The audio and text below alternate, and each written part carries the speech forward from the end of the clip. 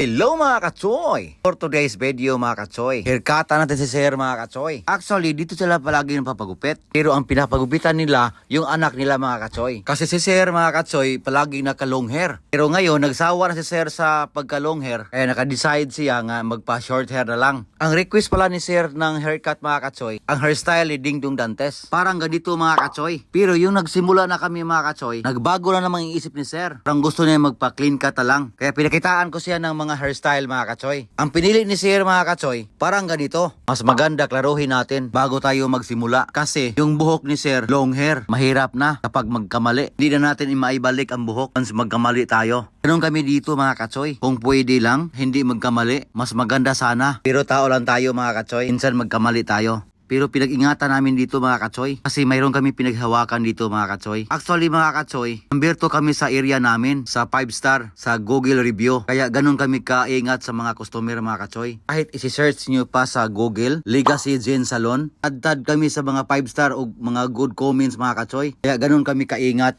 Kasi yung amo namin mga kachoy, babayad sila buwan-buwan sa Google. Kaya ganun kami kaingat sa mga customer. Kaya bawat clients namin mga kachoy, regular customer or mga walk-in, lahat sila pantay-pantay ang binibigay namin ng serbisyo sa kanila. Kaya tulad kay Sir, nasayahan siya pagkatapos namin nagupit. So another market na yon. Pwede na siya mag-recommend ng iba. Siya din ang pinaka-importante bilang isang hairstylist. Yung good quality service mga kachoy. Kung nakaabot man ka dito ng video mga kachoy, paki-comment down below kung taga saan ka. Para malaman ko din ba kung saan umabot yung video ko mga kachoy. Kung hindi mo naman nagustuhan yung video ko mga kachoy, paki-block na lang sa page ko para hindi ka ma-stress ba. Kasi ayaw ko ma-stress ka mga kachoy. Kung nagustuhan mo naman, palambing naman dyan ng like and share. Paki-follow na lang din para updated ka ba kung mayroon akong mga bagong i-upload. Yan lang share ko sa inyo mga kachoy. Sana may napupulot kayo ng aral sa akin, lalo na sa mga hairstylist katulad ko. Thank you for watching mga kachoy. Hasta la vista, mga choy choy choy.